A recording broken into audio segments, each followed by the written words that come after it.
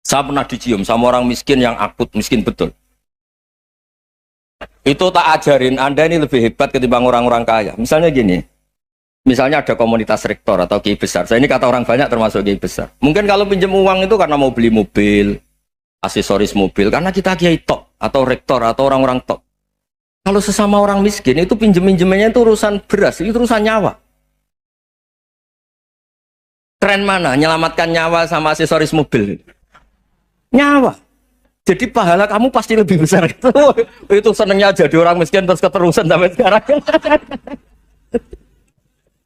Oh itu, ya coba kalau menteri sama menteri, rektor sama rektor, kira-kira pinjamannya apa Pak Arso? Kan kalau mau beli mobil atau mau umroh VIP, pokoknya yang keren-keren.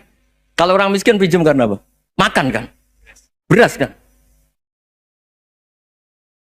Makanya kalau yang sedang miskin monggo lah, kalau ingin teruskan. Maksud saya Islam tuh seenak itu, Islam tuh segampang itu. Sudahlah yang sedang miskin ya keren. Karena sekali sosial itu urusannya apa? Nyawa. Tapi kalau miskin semua ya Indonesia bisa tutup kan. Ya sudah yang kaya-kaya itu saya mengatakan Indonesia karena bayar pajak yang menjadikan Indonesia berjalan. Tapi ya dipakai yang benar. Nah, begitu seterusnya. Ada kiai miskin cerita ke kita. Terus enak jenengan alim, terus punya santri banyak, bisa ngajar di mana-mana. Saya bilang, hebat kamu. Dia hidup di daerah tertinggal. Itu yang diajarkan kan hanya tauhid. Kan nggak mungkin desa tertinggal baca fikih perbandingan madhab. Kan nggak mungkin. Kalau angka-angka Pak Fajar, Pak Sadali kan nggak mungkin. Fikih perbandingan apa?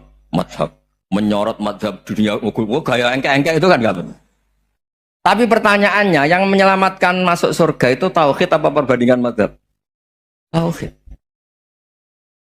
Ini hanya mengajarkan fardu kifayah sunat-sunat. Ini Anda mengajarkan fardu ain. Surganya dulu kamu. Oh terus senangnya jadi kayak gitu. Karena yang diajarkan apa? Tauhid. Sementara kita yang gaya-gaya ini ajarkan perbandingan apa? Ada studi banding ke Al-Azhar kemana-mana. Ini enggak tauhid. Dari orang nyembah pohon jadi nyembah Allah Ta'ala. Keren enggak? Keren. Jadi terus kiai desa sama saya senangnya bukan karena tak bela. Tapi ada yang agak kurang ajar tanya saya. Kalau itu hebat kenapa Gus gak mau jadi kiai desa? Waduh. Wah ya repot kalau pertanyaan. Terus tak jawab, kalau saya jadi kiai desa, kamu ngangsu ilmu dari mana coba? Ya dari jenengan, ya kalau sama gobloknya ada bisa. Ya sudah, Gus aja yang jadi kiai besar. Maksud saya, ya sudahlah kita begini seperti yang saya ajarkan di sini, saya sarankan supaya orang itu tahu. Nah, ini namanya diroyah, apa? Makanya kata Imam Ghazali itu kalau kamu ingin sopan gampang melihat anak kecil, gua aqallu minni dzamban, dia dosanya lebih kecil. Karena masih kecil kan, tentu secara dosa enggak banyak. Kalau melihat orang yang tua, gua aktsaru minni ibadatan, dia tentu ibadahnya lebih banyak karena umurnya lebih banyak. Sehingga terus semua orang lain tuh di depan kita itu hebat. Ya semua orang lain sama misalnya Pak ini rektor, Pak Fathul Wahid rektor, tanggung jawabnya lebih banyak, berarti pahalanya lebih banyak. Tapi sama, ketika melihat Nyon Sewu melihat pegawainya yang secara lahir di bawahnya, ini tanggung jawabnya nggak banyak, pasti salahnya juga enggak. Itu yang diajarkan Rasulullah SAW, sehingga enak. Tapi kalau kita melihat orang lain selalu salahnya, itu pecundang. Allah saja tidak seperti itu kan, amal baik ya ada khairan, amal buruk ya ada saron, semuanya dilihat oleh Allah Subhanahu wa Ta'ala. Saya itu punya teman Gus, agak beling, agak seenaknya. Dulu miskin. Wah itu seenaknya betul. Kayak kenal Tuhan sudah. Tak tanya, kenapa kamu seenaknya? Satu bulan tuh labanya bisa 200 juta sampai 500, sampai 1 miliar. Saya itu Gus, setelah duha itu perkembangannya bagus.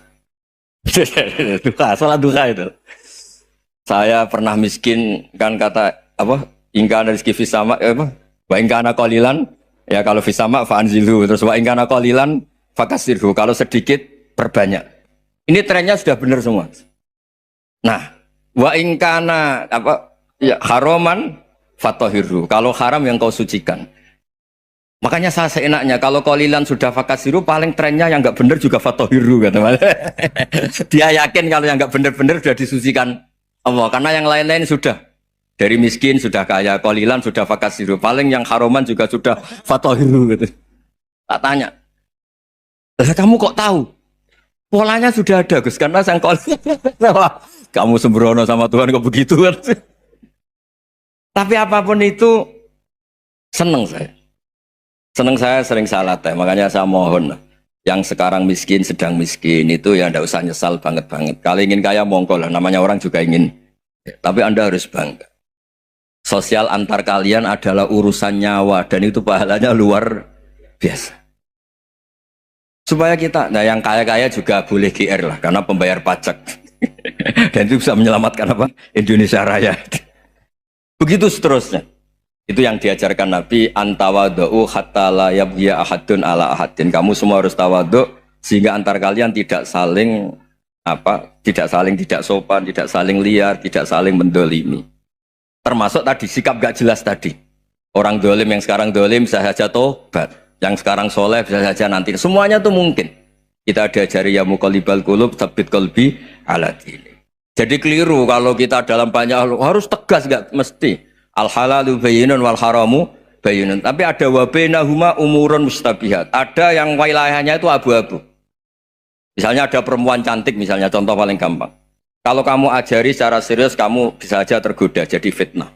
Tapi kalau orang soleh gak berani ngajarin, kemudian digunakan orang fasik, malah menjadi orang nakal, kita juga tanggung jawab. Kamu mau tegas gimana? Wilayahnya sama-sama mungkin. Wilayahnya sama-sama mungkin. Yang dekat pejabat mungkin terkontaminasi KKN. Tapi kalau pejabat gak dekati orang soleh, punya perilaku yang gak soleh, yang repot juga Indonesia kan? Nah hal-hal seperti itu kita tidak perlu ngambil sikap. Maksudnya nggak usah ngambil sikap, ya kita buktikan kalau milih satu madhab, kita buktikan semuanya lebih baik, semuanya lebih bermanfaat, semuanya lebih berperadaban. Karena nggak bisa dihindari wa bainahuma. Termasuk nyuwun sewu, saya mohon maaf sama mulai Pak Harso, Pak Lutfi sampai Pak Fathul Wahid. Saya ini termasuk kiai yang nggak suka dekat sama orang-orang top. Bukan karena hasud. Memang konstitusi kiai harus gitu, la tamuddanna ainaika. Kenal orang lebih tinggi itu kan resiko. Misalnya saya kiai desa, mungkin punya keri tua sudah seneng, punya kijang tua sudah seneng. Gara-gara kenal Pak Wahid naik Kempri, waduh kok saya kalah itu. Kenal orang itu kan resiko. Mungkin dosen-dosen sini kalau kenal saya di Rembang juga resiko. Di sini gak ada cium tangan, melihat saya dosen, wah gak enak jadi dosen. Jadi memang harus dibatasin. Sekiranya mungkin orang terus, karena latamud dan nanawa, ainaika ilham. Kamu jangan sering melihat orang lain yang mungkin secara lahir dapat nikmat yang lebih tinggi timbang Anda. Kalau kamu nggak bisa ngelola hati Anda bisa hasut, Anda bisa dengki. Paling tidak Anda bisa ada syukur. Saya itu sering didolani pejabat. Juga sering melihat pejabat di TV-TV. Naik mobil aja ada yang naikkan. Bahkan kalau wudhu itu anduk aja ada yang bawa. Itu kalau yang nggak kuat, weh naik jadi pejabat. Ya makanya terus konstitusi kiai itu mengatur, sudahlah, mata kamu itu kamu batasin. Jangan melihat sesuatu yang potensi ya, potensi menjadikan Anda tidak apa? Syukur. Jadi saya mohon, ini memang konstitusi saya sebagai kiai, jadi saya, tapi di hati saya tetap akrab. Saya doakan semua untuk UI, untuk semua orang Indonesia kita doakan. Kita ingin semuanya tambah baik, tambah. Tadi katanya mau naik kelas ya. Kalau naik kelas dari rumah saya niatkan mari mengkaji diroyah. Diroyah itu melogikakan riwayat. Jadi misalnya kita sering dengar Rasulullah SAW sering ngendikan kalian masuk surga itu bukan hanya berdasar amal, tapi berdasar anugerah Allah Subhanahu wa Ta'ala. Oke, kita sepakat amal kita, perilaku kita, ibadah kita andaikan dikompensasi dengan nikmat yang Allah berikan tentu tidak seimbang. Untuk membayar itu saja sudah lunas. Jadi Anda semua tidak berhak masuk apa? Surga.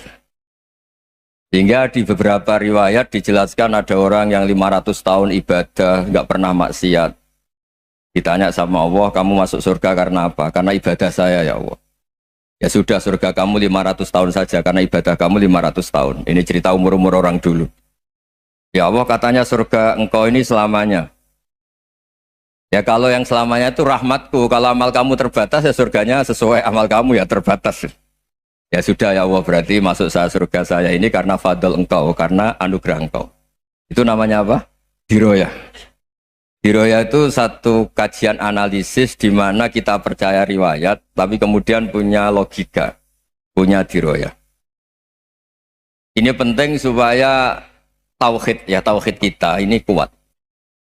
Jadi dulu ada orang yang sangat cerdas, namanya Jubair bin Mut'im. Dia saking cerdasnya, juga kaya, juga tokoh, dikirim sebagai delegasi pembebasan Asra Badrin, tawanan Badar. Kemudian pas datang ke Masjid Nabawi, Nabi delalah pas baca Wattur wa kitabim mastur. Sampai pada titik Nabi baca Am khuliqu min ghairi syai'in am humul khaliqun. Apakah penciptaan yang sedemikian canggih itu dimulai tanpa perwujudan, tanpa sesuatu yang real, yang maujud? Orang itu langsung bersimpuh, matur, ya Rasulullah saya Islam. Kada qalbi yatir, hampir hati saya, otak saya, pikiran saya itu terbang.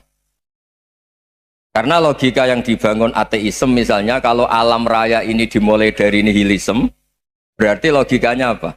Al-adamu yakhluqu maujudan. Alam raya ini kan maujud, maujud itu ada. Kalau yang lebih dulu itu ketiadaan, berarti ketiadaan menjadi sebab kewujudan. Kalau dalam bahasa Arab itu al-adamu yakhluqu maujudan, sesuatu yang harusnya nggak jadi faktor karena ketiadaan menjadi faktor sesuatu yang nyata. Itu kan nggak masuk akal. Ya, kalau alam raya ini ada al-adam sing yasbiku maujudan, berarti alam raya ini al-adamu yakhluqu maujudan, sesuatu yang tidak ada menciptakan yang ada. Dengan logika itu terus kita ngaji. Diajari sama guru-guru kita, sifat dasar Allah itu maujud.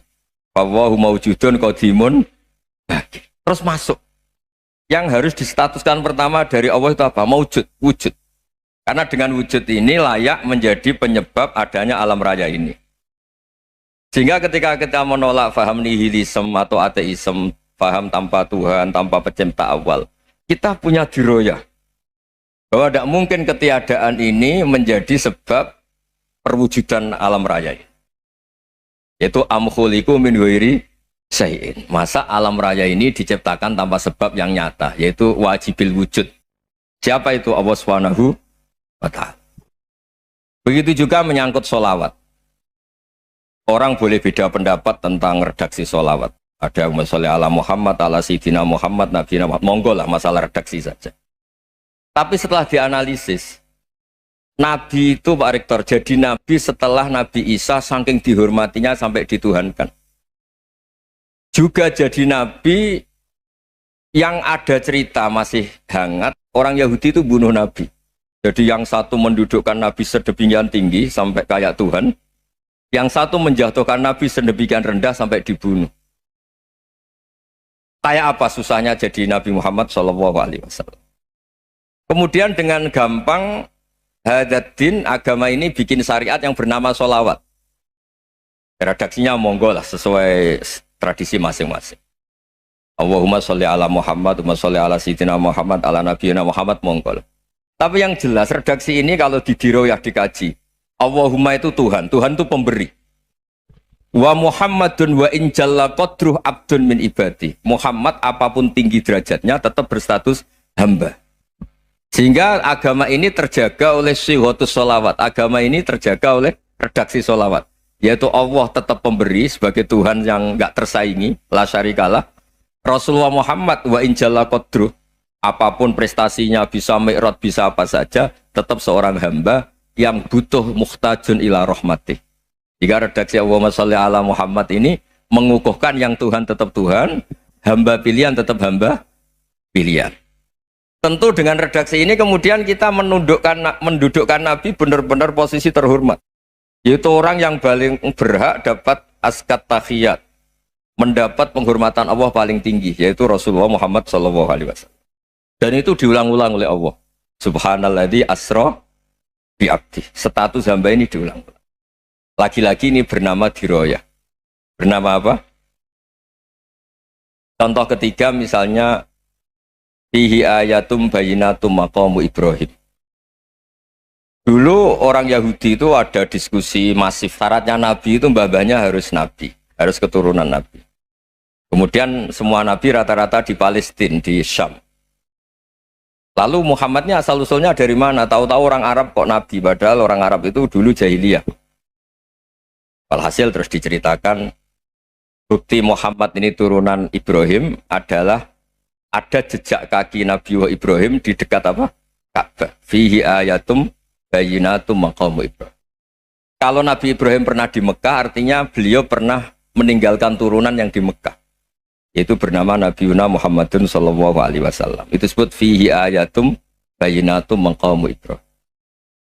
Nah, itu namanya diroyah. Diroyah itu satu perilaku keseharian kita beragama, kemudian tahu logikanya. Yang keempat misalnya, mangkana yu'minu billahi wal yaumil akhir fal yukrim apa? Jaro. Orang yang iman karena Allah dan Rasul, maka memuliakan tetangganya. Andaikan pakai hukum sosial, tentu kalau tetangga kita baik, kita baik. Kalau kurang baik, kok kurang penggawean kan gitu. Tapi dulu itu pernah ada seorang ulama itu dibully ya, dikerjain sama anak muda tetangganya. Pak Kiai datang ke rumah saya, orang ini datang. Kemudian setelah di rumahnya, saya tidak jadi butuh sama Pak Kiai, silahkan pulang. Itu Kiainya senyum menikmati. Dan itu terulang 3 kali. Dibully seperti itu, dikerjain terulang 3 kali. Lalu tetap Kiainya tuh asik, seneng sekali. Lama-lama muda ini tanya, kenapa engkau tidak tersinggung? Padahal saya kerjain sampai 3 kali, tak undang, terus tak suruh pulang, tak undang, tak suruh pulang. Kata Kiai tadi, yang memerintahkan baik sama tetangga itu Allah. Jadi saya nikmati ketika bisa baik sama Anda. Tidak ada urusannya dengan perilaku Anda yang menolak saya. Nah itu terus kita tahu, memang motifnya kita baik sama tetangga karena iman sama Allah dan Rasul, bukan hukum kompensasi sosial. Jadi kalau mau diteruskan Pak Rektor, saya ngajar di sini ya karena perintah Allah itu orang alim harus ngajar, bukan karena perintah Rektor. Kalau diteruskan. Ya saya mohon juga gitu para dosen, para karyawan di sini kalau nggak khianat dengan UI itu karena takut sama Allah, jangan takut sama rektor. Kalau Anda baik juga karena Allah, jangan baik karena apa? Rektor. Bagaimanapun ya semua kita ini makhluk. Makhluk itu la yadurru wa la yanfa. Begitu juga melihat Indonesia. Melihat saya ini kan ikut di UI itu lama sekali, ikut sama Profesor Zeni, dari Profesor Zeni nulis tafsir. Mungkin Pak Hersoyo tahu banyak, dulu Pak Lutfi ya tahu banyak. Tapi saya memang nggak pernah terbuka karena ya memang nggak ingin sebenarnya. Kondisi ini kondisi darurat. Sehingga saya tahu cara berpikir Profesor Zeni, ya tahu komitmen beliau pada UI. Dan pendiri UI memang ya banyak yang dari tokoh NU, Muhammadiyah, dari tokoh-tokoh ormas yang lain memang didirikan banyak orang. Hingga UI memang nggak milik ormas apa tertentu. Dari satu sisi memang baik, nggak dikuasai ormas tertentu, tapi nanti kalau keterusan ya nggak berbentuk. Ya sudahlah dikelola saja, sambil-sambil jelas, sambil-sambil kadang nggak jelas, yang penting ikhlas tadi. Karena kalau terlalu asobia itu jadi repot. Kita ini yang nekuni fikih itu tahu, kalau tidak kuno itu madhabnya Hanafi, kuno itu madhabnya Syafi'i. Tahu-tahu seakan-akan Imam Syafi'i itu NU, Imam Abu Hanifah itu Muhammadiyah. Padahal ini orang-orang yang sebelum NU dan apa? Muhammadiyah. Jadi kalau kita yang nekuni ilmu itu biasa saja dengan perbedaan. Tapi kalau orang-orang yang nggak siap dengan perbedaan itu sampai Allah disifati Ta'ala itu tidak terima. Padahal Ta'ala itu maknanya Maha Luhur, yang Maha Agung. Jadi ada seorang kiai kebetulan pidato pertama Pak Rektor. Assalamualaikum warahmatullahi ta'ala wabarakatuh. Di mubalik kedua ini nggak terima karena itu dianggap bid'ah ada Ta'ala. Hanya dia bilang Assalamualaikum warahmatullahi ta'ala wabarakatuh. Itu saking asobiahnya itu Allah ditambahi Ta'ala itu tidak terima. Padahal Ta'ala itu maknanya Maha Agung. Nah itu kan jadi repot kalau asobiah gitu. Kalau kita ngadepi perbedaan itu biasa saja. Karena kita mungkin bacanya banyak, lihat hal-hal seperti itu ya. Berkohnya nggak jelas itu menjadi orang tuh bijak. Ini sekarang nakal, jangan-jangan nanti jadi orang baik. Yang sekarang baik, jangan-jangan suatu saat jadi tidak baik. Semua orang introspeksi. Nggak ada jaminan kalau kita sekarang baik akan baik terus. Nggak ada jaminan kalau kita sekarang buruk akan buruk terus. Sehingga terus banyak kiai-kiai bijak itu memang lahirnya nggak tegas. Tapi nggak tegas itu yang menjadikan bijak. Karena sama-sama mungkin. Itu yang disebut laisa laka minal amri syai'un aw yatuba alaihim wa yu'adzibum. Itu tidak wilayah kamu. Ketika Allah mengomentari orang munafik juga wa yu'adzibal munafiqina insya'a aw yatub. Bisa saja ada yang disiksa, bisa saja ada yang dikasih tobat. Karena pola yang kita analisis itu semuanya menurut kita. Bukan menurut kemaslahatan orang apa? Banyak. Saya punya sekian contoh cerita. Orang yang sowan kiai baik-baik, mungkin bawa gula atau salam tempel, tidak tahu lah. Itu tidak mesti jadi wali. Tapi Kali Jogo yang kenal Sunan Bonang itu kenalnya itu karena ingin begal. Malah jadi wali. Nih. Tapi tidak usah dicoba. Umar itu nyari Nabi itu mau dibunuh. Tapi malah tobat jadi orang baik. Jadi ini penting ngaji ya supaya tidak tegas itu, tidak jelas itu kadang baik. Nah termasuk saya juga termasuk dia yang milih tidak jelas. Saya sering gojlok ini, Fajar Hadili ini murid-murid saya sering saya gojlok. Kalau semua sistem pendidikan kayak kampus, kayak UII, kayak UIN semuanya, itu sistem yang bagus karena tertib jam kuliahnya jelas, mata kuliahnya jelas. Kalau di pesantren itu Pak Arso itu nggak tertib, tapi justru itu enak ketemu di jalan orang berani tanya. Nah ini kalau mbak-mbak misalnya menstruasi, mau belajar haid nunggu semester berapa baru tahu. Itu bisa sekian tahun nggak sholat karena nunggu pelajarannya baru diterangkan. Mau haji juga gitu, nunggu mata pelajaran haji. Kalau nggak jamnya, nggak mau dosennya ngajarin. Nah, kalau kiai kan nggak ketemu di jalan, tanya dijawab. Jam berapa juga dijawab. Artinya Indonesia itu berkah, ada sistem kampus yang tertib. Ya semoga termasuk tertib gajinya. Tapi tertib gajinya itu juga sebenarnya rugi. Saya sering ada pegawai negeri Gus, tolong doain saja di PNS enak jadi. Gajinya tetap. Kata saya nggak mau kalau gaji saya tetap. Kok bisa Gus enak tiap bulan mesti dapat gaji. Kalau tetap nggak naik-naik kata saya. Kalau kiai gajinya nggak tetap, tapi di atas yang tetap kata saya. Artinya Indonesia itu berkah. Kalau semuanya pakai sistem pendidikan setertib ini, orang mau tanya haid ya nunggu pelajaran haid. Bab haji ya nunggu pelajaran haji. Tapi kalau ketemu kiai itu enggak. Ya semuanya saya pernah di pasar, Gus mau tanya apa? Anak saya sih keluar darah terus gini-gini. Padahal biasanya haid hanya 7 hari gini-gini. Ya sudah kembalikan ke biasanya rudat ilal adat. Itu enggak usah sowan ke rumah. Juga enggak registrasi dulu, enggak daftar dulu. Ya ini enggak nyindir cerita saja. Supaya ini bukti koalisi beneran. Jadi saya yang kiai enggak tertib jam, koalisi sama yang tertib jam. Jadi kalau semuanya sistem kampus, nanti pertanyaan itu enggak bisa on time, enggak bisa setiap saat. Makanya Indonesia itu berkah. Kiai-kiai yang alim yang di jalan-jalan banyak. Juga kiai yang di kampus dokter-dokter fikih banyak. Yang nekuni ilmu umum ya banyak. Macam-macam.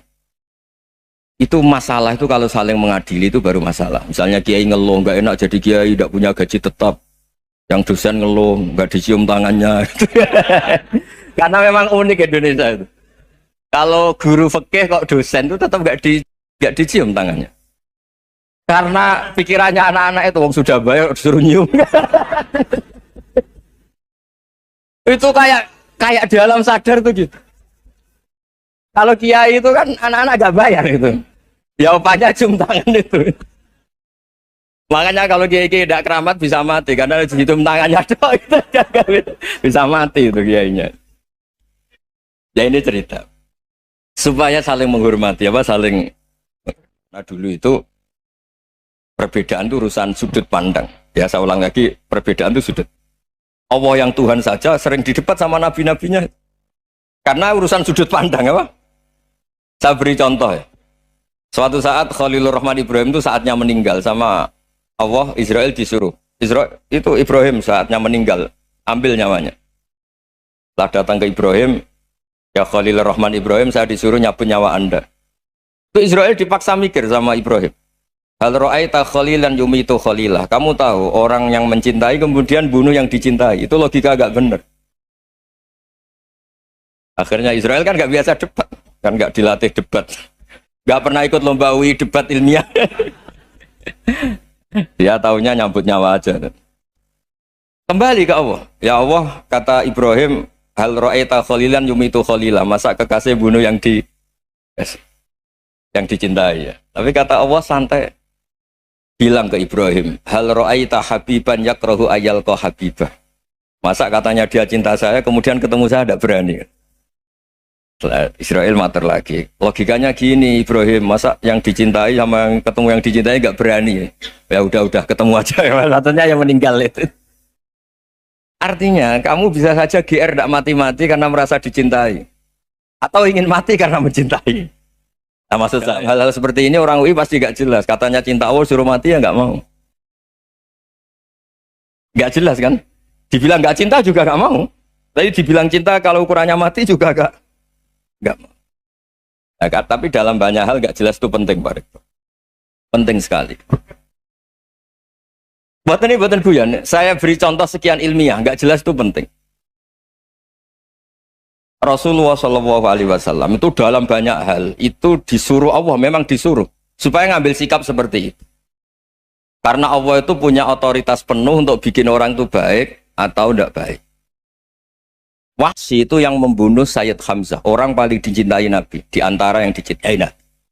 Qatalahu Wahsyun, dibunuh oleh Wahsy. Nabi secara basarnya itu nggak suka sama Wahsy. Sampai cara lahir ya ingin corong Jawa ingin masuk nol. Tapi apa kata Allah? Laisa laka minal amri syai'un aw yatuba alaihim aw yu'adziba. Itu tidak wilayah kamu Muhammad. Malah Wahsy dikasih tobat sama Allah. Khalid bin Walid. Itu perang Uhud kalah itu karena ide brilian Khalid bin Walid. Pas itu masih panglima kafir.